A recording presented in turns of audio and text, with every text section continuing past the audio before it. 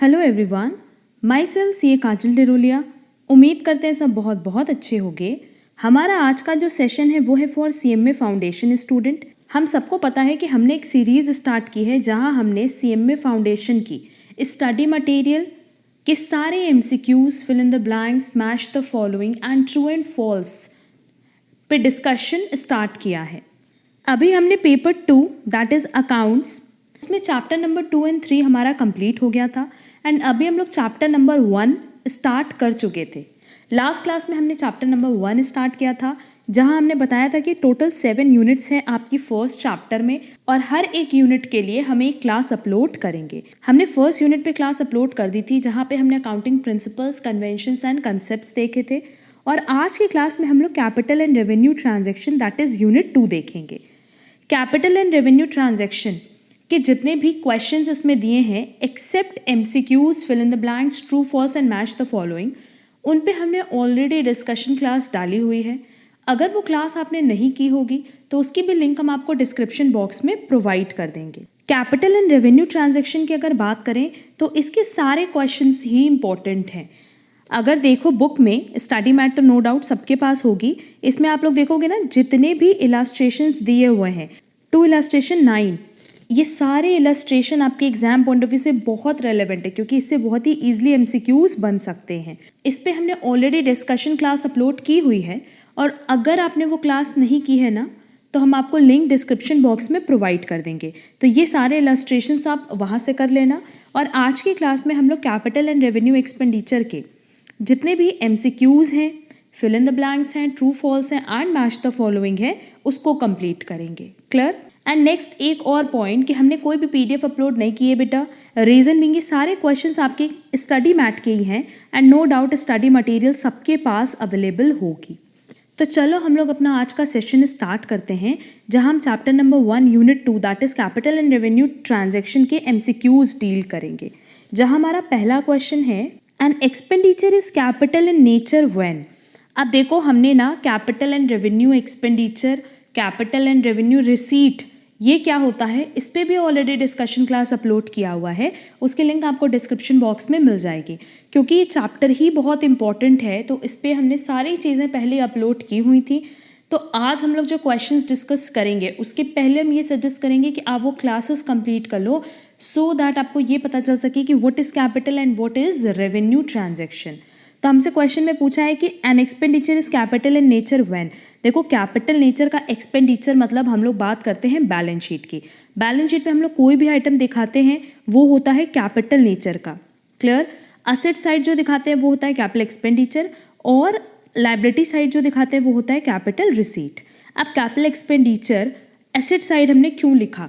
क्योंकि capital expenditure मतलब होता है बेटा एक ऐसा खर्चा जो आज आप करते हो और इसका बेनिफिट आपको फ्यूचर में बहुत लंबे टाइम तक के लिए मिलता है। एंड कैपिटल रिसीट मतलब जो कि आज आप रिसीव करते हो, जैसे बैंक से अगर लोन लिया तो आज तो हम पैसे रिसीव कर लेंगे बट हमें पता है कि इसका पेमेंट हमें फ्यूचर में कई साल तक करना पड़ेगा। क्लियर? देखो अभी हम बहुत ज़्यादा डिटेल डिस्कशन नहीं कर रहे हैं क्योंकि ऑलरेडी हमने इसकी क्लास अपलोड की हुई है जहाँ पे हमने प्रॉपर एग्जाम्पल के साथ ये दोनों पॉइंट्स डिस्कस किए हुए हैं। तो देखते हैं हमारे पास ऑप्शन में क्या दिया है। The receiver of the amount is going to treat it for the purchase of fixed assets, it increase the quantity of fixed assets, it is paid as interest on loan for the business और it is maintain a fixed asset. अब देखो correct option क्या है B, क्योंकि it increase the quantity of fixed asset. अभी हमने बताया कि कैपिटल एक्सपेंडिचर मतलब एक ऐसा खर्चा जिसका बेनिफिट आपको लॉन्ग टाइम तक मिलेगा और हम उसको बैलेंस शीट में कहाँ दिखाते हैं? Asset side. तो नो डाउट एक ऐसा खर्चा जिससे हमारा असेट क्या होगा? बढ़ेगा। क्लियर? तो इसका करेक्ट आंसर होगा B. Next, capital expenditure are recorded in the, अभी हमने बताया कि इसको बैलेंस शीट में रिकॉर्ड करते हैं। Next, which of the following transaction is of capital nature. Capital nature के ट्रांजैक्शन वो ट्रांजैक्शन होते हैं जिनका बेनिफिट हमें लॉन्ग रन में मिलता है, that is for at least 4 to 5 years. तो देखते हैं ऑप्शन क्या क्या दिया है। Purchases of a truck, replacement of old trucks, cost of repairing of truck, all of the above. अब देखो अगर हम लोग बी और सी देखें बेटा तो ये क्या है? It is a kind of expense जो कि हम कहाँ दिखाते हैं? प्रॉफिट एंड लॉस अकाउंट में, क्योंकि ये करंट ईयर के खर्चे होते हैं। बट अगर ट्रक खरीदने की बात कर रहे हैं तो हम किसकी बात करें? बेसिकली बिजनेस के लिए ट्रक क्या हो जाएगा? असेट। तो अगर हम असेट परचेज कर रहे हैं तो हमें पता है कि आज तो हमारे पास से पैसे जा रहे हैं, बट इसका बेनिफिट हमें लॉन्ग रन में मिलेगा। तो नो डाउट ये क्या है, कैपिटल एक्सपेंडिचर। तो इसका करेक्ट आंसर होगा ए।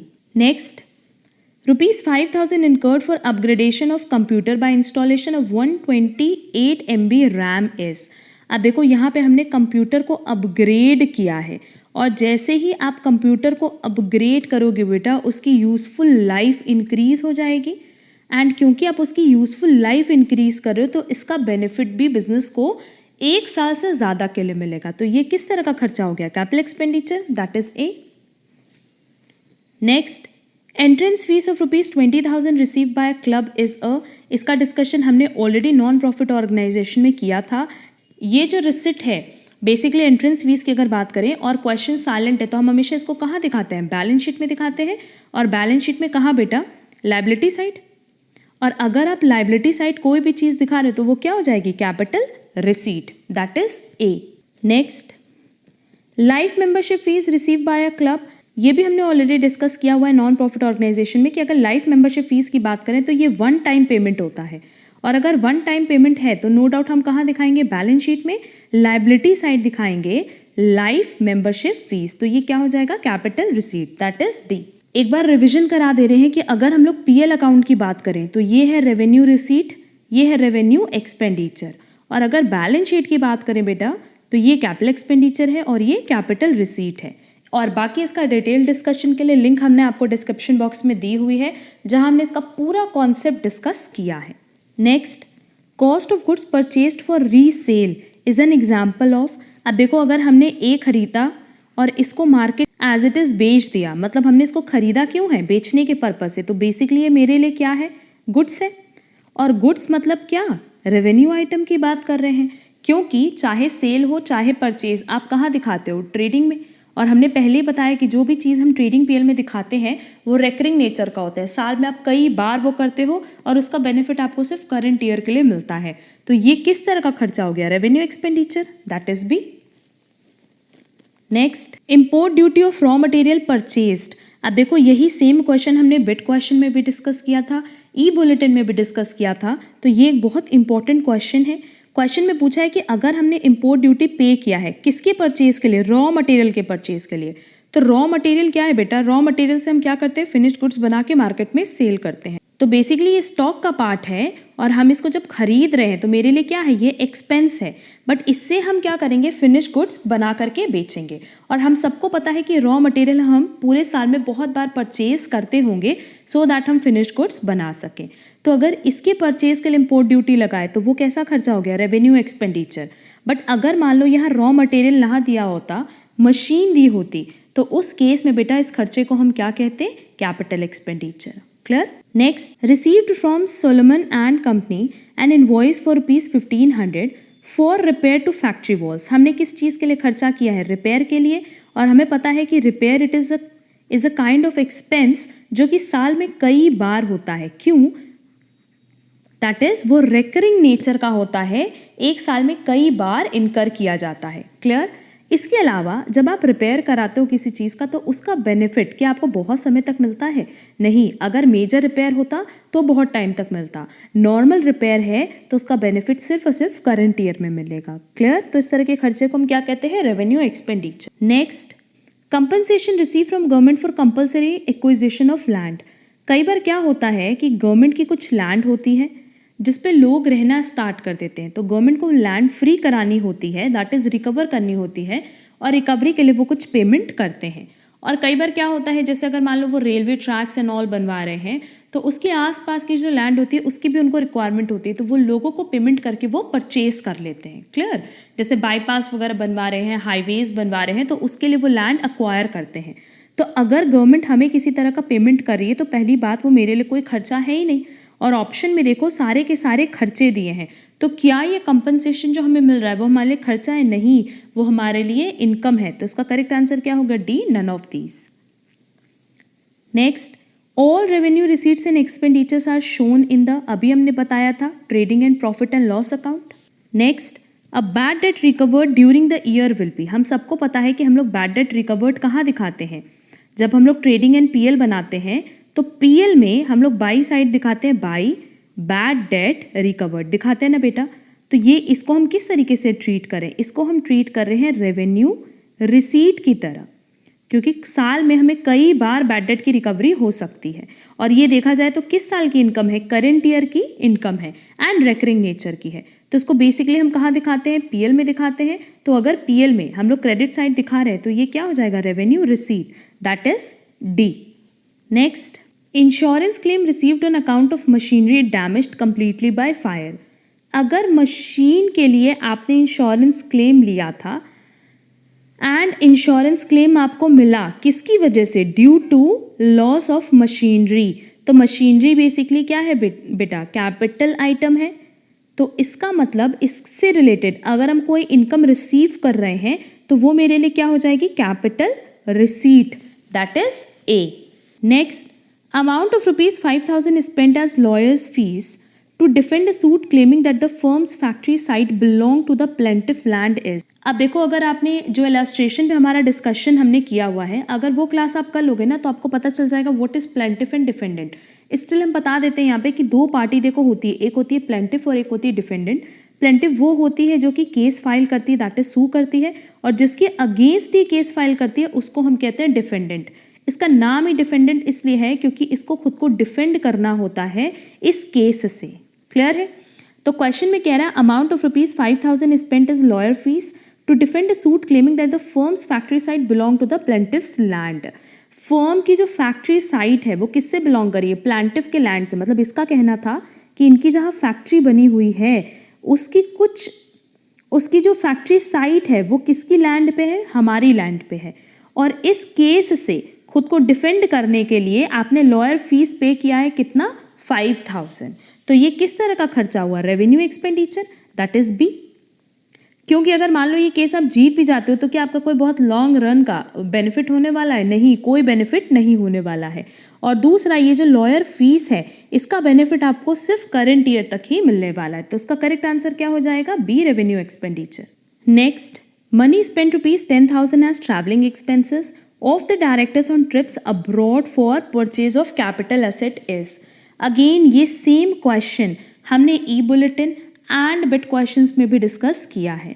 तो बेसिकली हमने वहाँ पे भी यही बताया था कि अगर आपने ट्रैवलिंग एक्सपेंस किया है, बट किस पर्पस के लिए किया है बेटा, परचेज ऑफ कैपिटल एसेट। तो हम सबको पता है कि इस कैपिटल एसेट को जो आप परचेज करें उसका बेनिफिट आपको बहुत समय तक मिलने वाला है।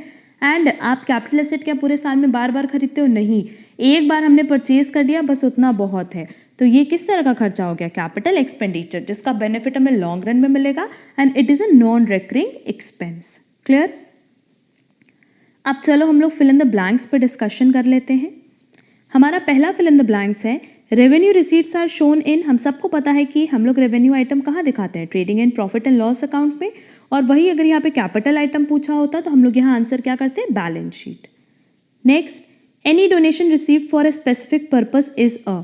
अब देखो, अगर स्पेसिफिक पर्पस के लिए बेटा कोई डोनेशन हमने रिसीव किया है तो हम सबको पता है कि नॉन प्रॉफिट ऑर्गेनाइजेशन में हम उसको कहाँ दिखाते हैं, बैलेंस शीट में लायबिलिटी साइड दिखाते हैं ना। और लायबिलिटी साइड दिखाते हैं इसका मतलब वो क्या हो गया, कैपिटल रिसीट। तो लायबिलिटी और कैपिटल रिसीट इसका करेक्ट आंसर होगा। एंड ये सेम क्वेश्चन ना हमने नॉन प्रॉफिट ऑर्गेनाइजेशन के डिस्कशन के टाइम भी कराया था। Next, capital expenditure provide dash benefit but obvious long run और long period benefit. Next, amount receive from a bank as a mid term loan for working capital.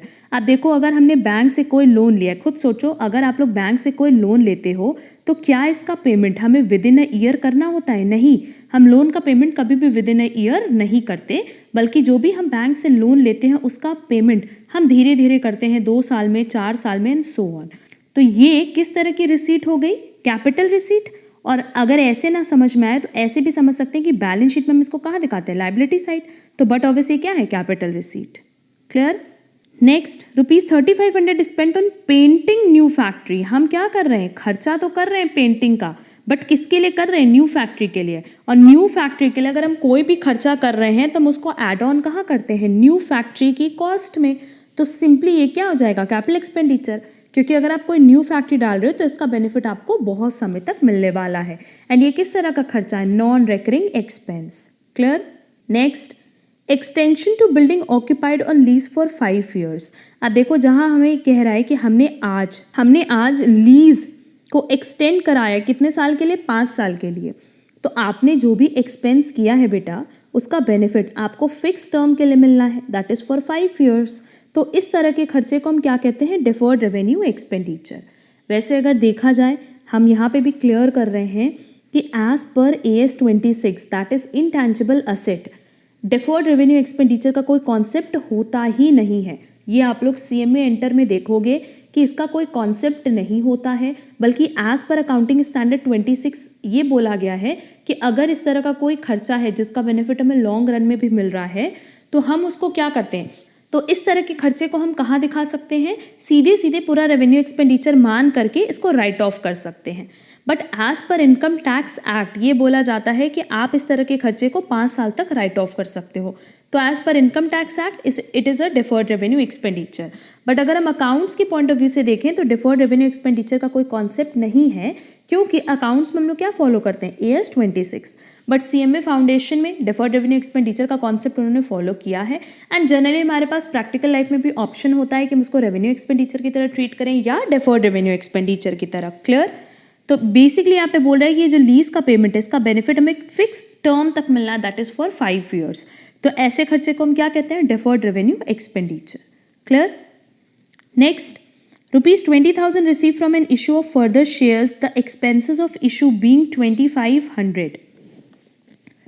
तो ये जो 20,000 आपको मिला ये किसकी वजह से मिला, शेयर्स इशू की वजह से। और शेयर्स हम कहाँ दिखाते हैं, बैलेंस शीट में लायबिलिटी साइड। तो ये 20,000 क्या हो जाएगा बेटा, कैपिटल रिसीट, क्योंकि आज आप पैसा ले लोगे लोगों से 20,000 शेयर इशू करके, बट कल को आपको इसको ये पे करना पड़ेगा और आप धीरे धीरे इसका पेमेंट करते हो। बट ये 2,500 जो एक्सपेंसेस है इशू के, ये किस तरह का खर्चा है, रेवेन्यू एक्सपेंडिचर, क्योंकि हम इसको कहाँ दिखाते हैं, PL में दिखाते हैं। तो ये 2,500 आप रेवेन्यू एक्सपेंडिचर की तरह ट्रीट कर सकते हो या डिफर्ड रेवेन्यू एक्सपेंडिचर की तरह, क्योंकि धीरे धीरे भी इसको राइट ऑफ किया जा सकता है। बट ये 20,000 क्या होगा, कैपिटल एक्सपेंडिचर। क्लियर? और वैसे अगर देखा जाए तो ये 2,500 डायरेक्टली हम लोग रेवेन्यू एक्सपेंडिचर की तरफ भी ट्रीट कर सकते हैं। बुक में आंसर दिया डिफर्ड रेवेन्यू एक्सपेंडिचर, तो हमने पहले ही बता दिया कि किसी भी खर्चे को आप रेवेन्यू या डिफर्ड रेवेन्यू ट्रीट कर सकते हो। ये आपके ऊपर है कि आप उस पर इनकम टैक्स का रूल फॉलो कर रहे हो या AS 26 का। क्लियर? नेक्स्ट, टैक्सेस पेड, जो भी हम टैक्स पे करते हैं उसका जो बेनिफिट है वो करंट ईयर के लिए होता है, क्योंकि हर साल आपको टैक्स पे करना होता है। तो ये कैसा खर्चा है, revenue expenditure. Next, revenue is generally recognised as being earned at that point of time when. Revenue कब रिकॉग्नाइज किया जाता है, खुद सोचो। हम लोग जब ट्रेडिंग बनाते हैं बेटा, तो ट्रेडिंग में जैसे ही सेल्स होती है हम सीधे रिकॉर्ड कर देते हैं ना, हमें इससे कोई मतलब नहीं कि ये कैश पे हुई है या क्रेडिट पे हुई है। करंट ईयर से रिलेटेड सेल्स है तो हम बुक्स में रेवेन्यू को रिकॉग्नाइज कर लेते हैं। तो as per AS 9 revenue recognition, revenue is generally recognised as being earned at that point of time when sale is affected. जैसे ही सेल होगी हम तुरंत बुक में रेवेन्यू को रिकॉग्नाइज कर लेंगे, हमें इससे मतलब नहीं कि वो रिसीव हुआ या नहीं हुआ। Clear? Next, capital receipts are shown in the dash side of the balance sheet liabilities, अभी ऊपर डिस्कस किया था। Next, white washing expenses are, अब वाइट वॉशिंग एक्सपेंसेस की बात करें तो it is related to building, जो बिल्डिंग पे हम लोग चूना पेंट वगैरह कराते हैं उसी को कहते हैं वाइट वॉशिंग। अगर न्यू बिल्डिंग के लिए होता तो ये कैपिटल एक्सपेंडिचर होता। एंड क्वेश्चन साइलेंट है तो क्या लेंगे, रेवेन्यू एक्सपेंडिचर, ये मान लेंगे कि ये ओल्ड बिल्डिंग के लिए है। Clear? Next, ₹2,500 spend on overall of machinery purchased second hand. हमने भले ही न्यू खरीदी हो या सेकेंड हैंड खरीदी हो, बट हमारे लिए मशीनरी क्या है, असेट है। और असेट के ओवरहॉलिंग के लिए अगर हम कोई खर्चा कर रहे हैं तो वो कैसा खर्चा हो जाएगा, कैपिटल एक्सपेंडिचर, क्योंकि उसका बेनिफिट हमें लॉन्ग रन तक मिलेगा। Next, ₹1,200 spend on repair on machinery. अब देखो ये किसके लिए, रिपेयर के लिए। रिपेयर आपको हर साल कराना होगा, ये कोई न्यू मशीन के लिए नहीं है। जो नई मशीन तुरंत खरीदी जाती उसके लिए वैसे भी रिपेयर कराने की ज़रूरत नहीं पड़ती। तो रिपेयर तो हमें हर ही साल कराना होता है ना मशीन का। अगर मान लो हमारे पास कोई मोबाइल भी है तो छोटा मोटा प्रॉब्लम तो उसमें भी हर साल अकर करता ही है ना। तो इस रिपेयर का बेनिफिट सिर्फ इसी साल तक मिलना है। तो इस तरह के खर्चे को हम क्या बोलेंगे बेटा, revenue expenditure. Next, inauguration expenses incurred on opening of new manufacturing unit in an existing business. अब देखो एक एग्जिस्टिंग बिजनेस था, उसमें हमने एक न्यू मैन्युफैक्चरिंग यूनिट स्टार्ट की, मतलब एक एग्जिस्टिंग बिजनेस में एक नया यूनिट डाला, उसके लिए इनॉग्रेशन कराया। तो इनॉग्रेशन जब भी आप कराते हो, आपने देखा होगा जब नया कोई बिजनेस स्टार्ट करते हैं तो उसके लिए इनॉग्रेशन रखते हैं। अब जब आप इनॉग्रेशन कराते हो ना, तो उस खर्चे का बेनिफिट आपको सिर्फ उसी साल मिलता है। ऐसा नहीं होता कि एक बार इनॉग्रेशन करा दिया तो 5 साल तक लोग आपको याद रखने वाले हैं, नहीं, ऐसा नहीं होता। तो उस केस में इस खर्चे को हम क्या बोलते हैं? रेवेन्यू एक्सपेंडिचर, क्योंकि ये रिकरिंग नेचर का होता है, एज वेल एज इसका बेनिफिट हमें सिर्फ करंट ईयर तक मिलता है। Clear? And last, subsidy of ₹40,000 receive from government पर वर्किंग कैपिटल। सब्सिडी मिल रहा है किससे? गवर्नमेंट से। तो इस सब्सिडी का बेनिफिट क्या होगा? सिर्फ हमें करंट ईयर तक ही मिलने वाला है। ऐसा नहीं होता कि इस सब्सिडी का बेनिफिट हमें लॉन्ग रन में मिले। तो हम इसको कहाँ दिखाते हैं बेटा? पीएल में दिखाते हैं ना, बाई सब्सिडी।